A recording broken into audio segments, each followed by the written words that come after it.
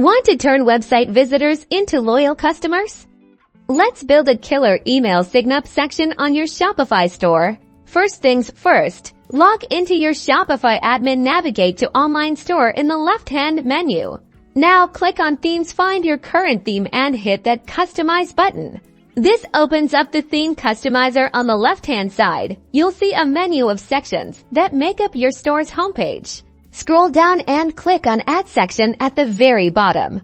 From the list, find and select the Email Signup section. If you don't see a dedicated Email Signup section, look for a newsletter or form block you can add.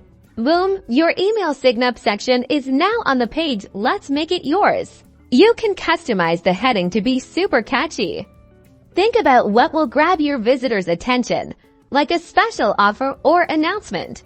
Then craft a compelling subheading. This is your chance to tell people what they'll get by signing up. Why Euro, maybe exclusive deals, new product alerts, or behind-the-scenes content. Don't forget to update the button text. Make it clear and action-oriented, like join our list or subscribe now.